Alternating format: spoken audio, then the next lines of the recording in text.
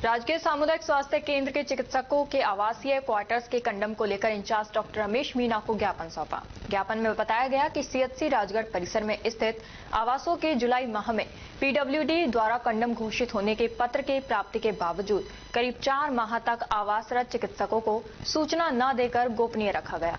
उक्त अवधि के दौरान सभी चिकित्सकों के एचआरए एवं मेंटेनेंस चार्ज की कटौती नियमित नियम विरुद्ध करते रहे।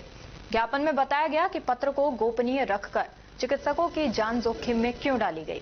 पत्र के माध्यम से अवधि के दौरान कोई जनहानि हो जाती तो उसका जिम्मेदार कौन होता।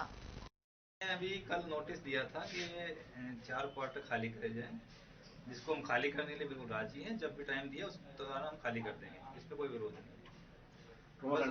ट्रॉमा सेंटर में कोई विरोध नहीं है, क्वार्टर खाली करेंगे। हम अपना जगह ढूंढ रहे हैं सारे डॉक्टर 4 बस, इसमें कोई दिक्कत नहीं। क्या विरोध यह था कि जुलाई में ये कंडम हो गए तो हमें ना तो कोई सूचना दी गई, उस दौरान कोई जनहानि हो जाए या कुछ भी हो जाती तो उसके जिम्मेदार कोई नहीं होता। इंचार्ज ने तो कुछ नहीं कहा।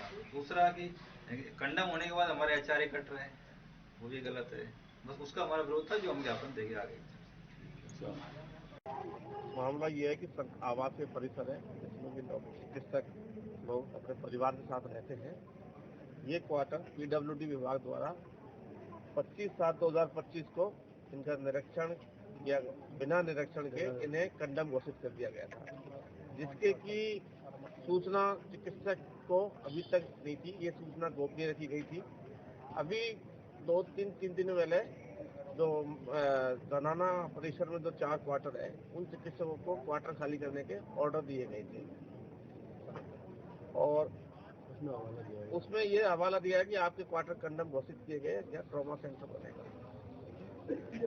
हमारा कहना यह है कि जब क्वार्टर 25/7/2025 को कंडम घोषित किए गए तब हमें सूचना क्यों नहीं दी गई।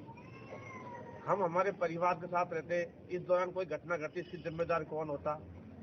क्या हमको इसका कोई दुर्घटना होती, क्या हमको इसका क्लेम मिलता। हमारा एचआरए क्यों काटा जा रहा है। और सबसे बड़ी इसमें विवादित बिंदु ये कि अभी 10-12 दिन पहले नल कनेक्शन का ऑर्डर दिया गया जलदाय विभाग का, मतलब घोर अंधकार इसको कह सकते हैं। अभी तक उसमें मेंटेनेंस काटा जा रहा है। तो हमने मतलब इंचार्ज साहब को ज्ञापन दिया है कि आप कुछ बिंदु रखें कि साहब इनका जवाब देने का कम करें। क्या भविष्य में आप एचआरए काटोगे या एचआरए अब तक कटा उसकी रिकवरी की जाएगी, ये क्या।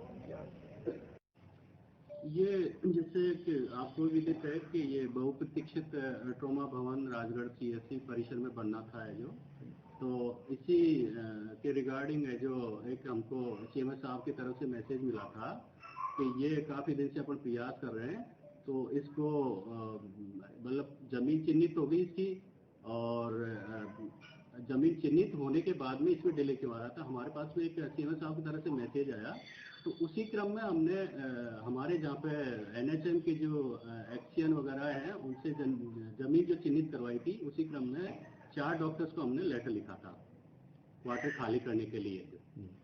तो हमने उनको कहा कि भाई ऊपर से प्रेशर है, इसमें जो प्रेशर है गवर्नमेंट का भी प्रेशर है और ये चीज पाइपलाइन में, तो उसी के रिगार्डिंग हमने एक लेटर 4 डॉक्टर्स को दिए थे। उनमें डॉक्टर विजेंद्र जी है, डॉक्टर शैलेंद्र जी है, डॉक्टर महेश जी है, डॉक्टर जितेंद्र पाल जी है।